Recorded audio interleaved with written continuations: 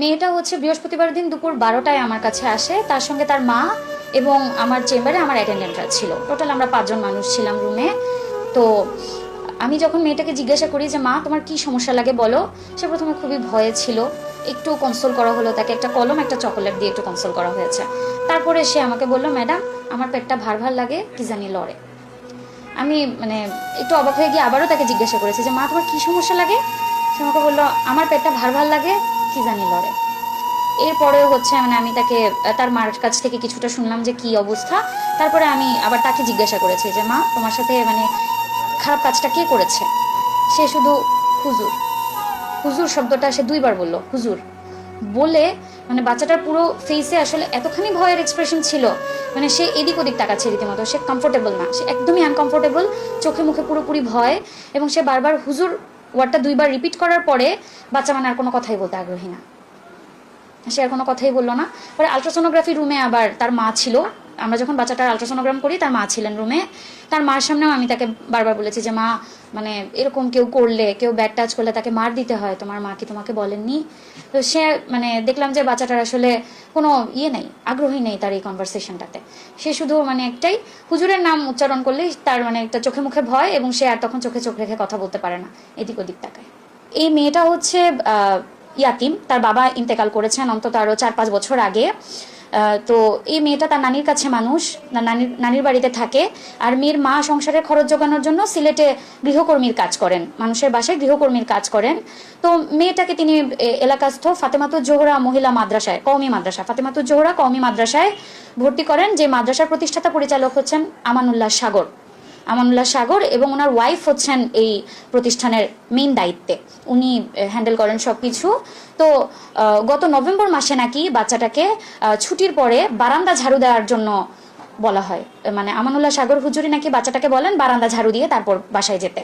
তো বাচ্চা বারান্দা ঝাড়ু দেওয়া শুরু করে। বারান্দা ঝাড়ু দেওয়ার এক পর্যায়ে নাকি হুজুরটাকে বলে হুজুরের যে রুমটা, প্রতিষ্ঠাতা পরিচালকের যে রুমটা, এই রুমটাও যেন পরিষ্কার করে দেয়। তো বাচ্চা রুম পরিষ্কার করার জন্য ভেতরে ঢুকলে উনি দরজা বন্ধ করে বাচ্চার সঙ্গে পৈশাচিক আচরণটা করেন। 5 থেকে আরো 7বার উনি এটা রিপিট করছেন আচরণটা বাচ্চার সঙ্গে, পরপর বেশ কয়েকদিন, পরপর প্রায় 5 থেকে 7 দিন উনি একই কাজ করছেন। এবং বাচ্চাকে ভয় দেখাইছেন যে বাচ্চা যদি কাউকে বলে দেয় বাচ্চার নানিকে মেরে ফেলবে, বাচ্চাকে মেরে ফেলবে, বাচ্চার মাকে সিলেটে খুঁজে নিয়ে মারবে, সিলেটে মেরে ফেলবে, এমন ভয় দেখানো হয়েছে বাচ্চাকে। বাচ্চা ভয়ে কাউকে বলে নাই।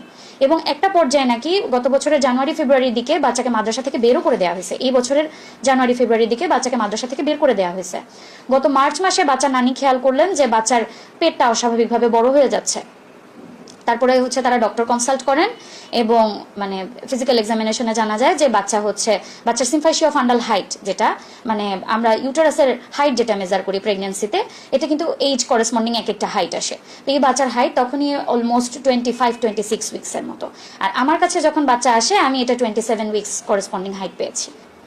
আমি নিজেও একজন শিশু সন্তানের মা, আমার নিজেরও 5 বছরের একটা মেয়ে বাচ্চা আছে।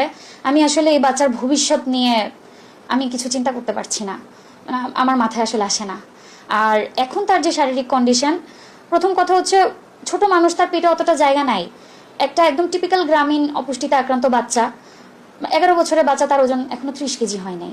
উল্টা সে আরও প্রেগনেন্ট, পেটের বাচ্চাটার ওজন প্রায় 998 গ্রামের মতো, প্রায় 1 কেজির কাছাকাছি। তো ওর অ্যানিমিয়া আছে, রক্তশূন্যতা আছে বাচ্চাটার, হিমোগ্লোবিন মাত্র 8.5, যেখানে অ্যাভারেজ রেঞ্জ হচ্ছে অ্যারাউন্ড 12 to 14।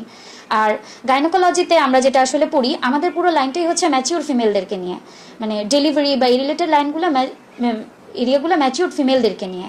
আর ছোট বাচ্চারা আমাদের মেনস্ট্রুয়াল লাইনে আসে, যে আচ্ছা তাদের মেনোরেজিয়া থাকতে পারে এবং অন্যান্য প্রবলেমগুলো আমরা ডিল করব। কিন্তু এই বাচ্চাটার আসলে লেবার মেনটেন্যান্স কি হবে আমার আসলে আমি আসলে বুঝতে পারতেছি না, আমি আসলে কি বলবো।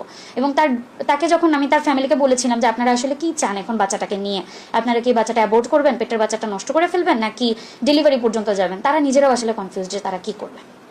তারাও আসলে বুঝতে পারতেছে না। আবার তারা অ্যাবর্শনের কনসেন্টও দিচ্ছে না, যে বাচ্চাটা আবার অ্যাবর্শন করতে চাইলেও এটা আসলে আমরা কিভাবে অ্যাবর্ট করবো। এখন সাথে 27 উইক্সের একটা বাচ্চার জন্য তো আমরা এই ছোট বাবুর পেট কাটতে পারবো না। আবার একে যে নর্মালি আমরা বের করবো ওই সুযোগও তো আমরা পাবো না, বাট ক্যানেলে ওই পরিমাণ স্পেস নেই।